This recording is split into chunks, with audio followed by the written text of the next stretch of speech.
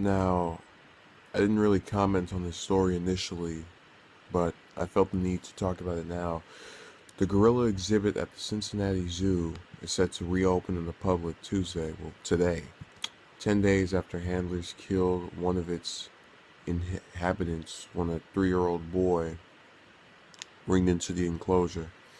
The exhibit will have a new barrier meant to make it more difficult for members of the public to get into the habitat, zoo officials said. The reopening comes a day after prosecutors announced they would not file charges against the boy's mother in the May 28th incident.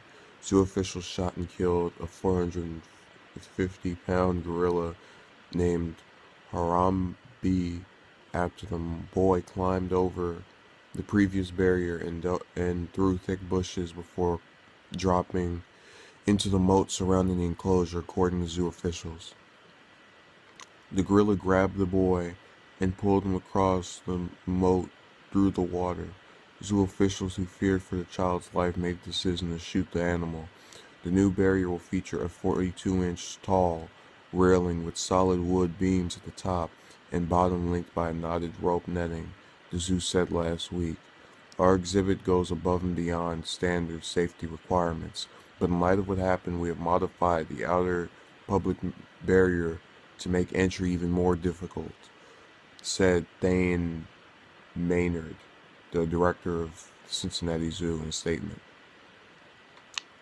The zoo has staunchly defended its decision to shoot Harambe as necessary to protect the child, but has been faced criticism from some who argued it could have tranquilized Harambe or did too little to prevent the tragedy in the first place.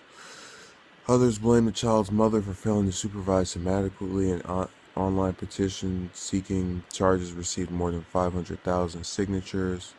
One witness said she overheard the boy telling his mother he was going to get into the moat. The little boy himself had already been talking about wanting to go in, get in the water. And his mother was like, no, you're not, said Kimberly Ann Perkins O'Connor. The mother administered her son to behave before becoming distracted by other children with her, O'Connor said. Her attention was drawn away for seconds, maybe a minute, and then he was up and in before you knew it, she said. In announcing his decision not to seek charges in the case, Hamilton County Prosecutor Joseph Dieter said Monday that there was no evidence the child's mother failed to act appropriately. She had 3 other children with her and turned her back. If anyone doesn't believe a 3-year-old can scamper away very quickly, they've never had kids. Debtors said the zoo lost a beautiful animal that was beloved in the community, but it's still an animal. It does not equate human life. Story's almost over, don't worry. Both the U.S. Department of Agriculture and the Association of Zoos and Aquariums have launched investigations into the Harambe episode. The USDA, which inspects the zoo annually, will look into whether the facility was in compliance with the federal law that monitors the treatment of animals in research and exhibition. The Association of Zoos and Aquariums in the group that accredits zoos. In the case of the incident, which involved a child and a critically endangered animal, our collective goal is to take steps to assure it doesn't happen again. Chris Zayers, the interim president and CEO of the Zoo Association, said in a statement.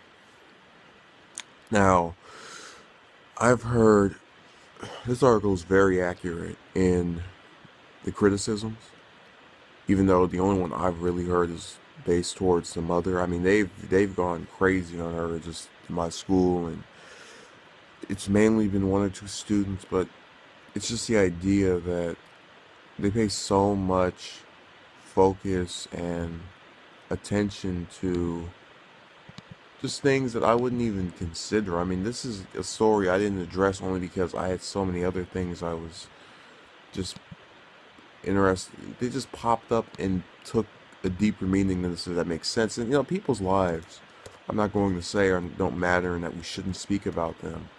But the reaction from these kids is almost to a level that I don't get. I mean, they're talking about, I was inclined to believe this mother was just awful and so negligent, but from what they're saying in this article, from what I'm reading, I don't feel that way anymore.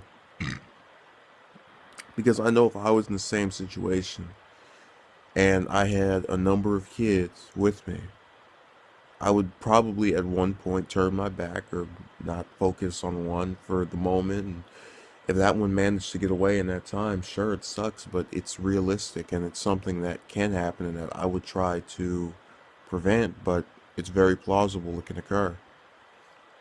Now, it just frustrates me when you hear, which was the case with these kids criticizing the mother, these people who try to act as though they, just as though they, I mean, they took it to levels that were so personal. It's not even the whole thing. If I think the mother should have done this, I think the mother should have done this. I had a girl in my class cursing and just going crazy over this story the other day, yesterday, after she found out the mother wouldn't be prosecuted.